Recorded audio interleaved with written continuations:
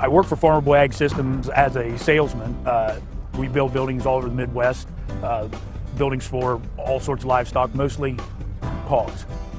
We also have a hog building at home that we raise hogs also. I've been in hog production for about 30 years professionally, ever since getting out of high school, raised them on a family farm, and currently raise them today.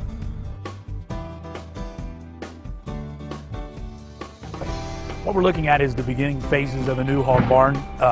This one is just about ready for precast flooring. We'll be making our last wall pour today, and next week we'll be setting the flooring, and then on top, after that we'll be setting the walls and getting ready to build the structure.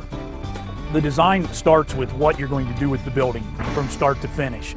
Most of these buildings in Ohio that house hogs are wean to finish or feeder to finish, meaning the pigs come directly off of the sow to this building or come from a in-between grower phase to this building.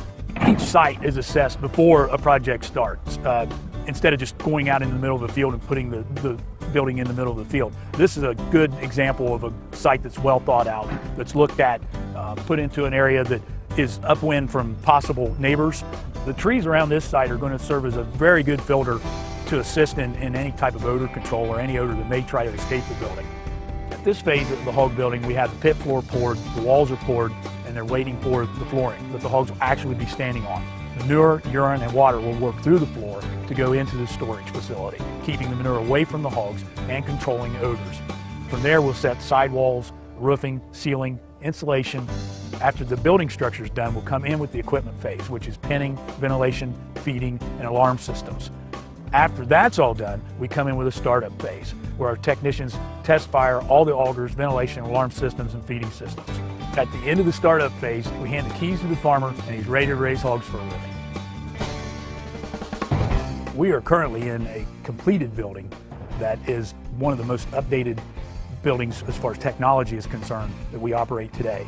We are under the startup phase today, where the service tech runs through all of the systems, ventilation, water, alarms, and then he reviews the controls with the farmer. There's a lot of technology in the barns we build today, starting with the ventilation. The ventilation is extremely variable, which is exactly what it takes to raise pigs comfortably today. The heaters come on automatically and can be dialed in more precise than a house. In other words, the minute it gets cold, the heaters will come on. The minute it gets hot, the heaters will go off. The ventilation will ramp up, making it a more comfortable environment. This is all automatically done through a very well-maintained computerized system. The feed system is automatic to maintain fresh feed delivered multiple times every day to the pigs.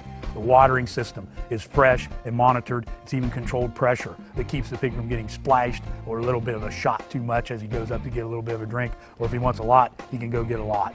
The watering system also is the stingiest as far as wastage, where we can control the amount of water wasted going into the pit, which then is just pumped out of the ground and put right back onto the fields. So there's no need in wasting that, nor the fuel, nor the labor to remove that excess water. While it's not your grandfather's big red barn, it's not a factory farm either. The family is still involved in the day-to-day operation, and with all the technology involved, we're able to take care of the pigs a lot better than we used to be able to.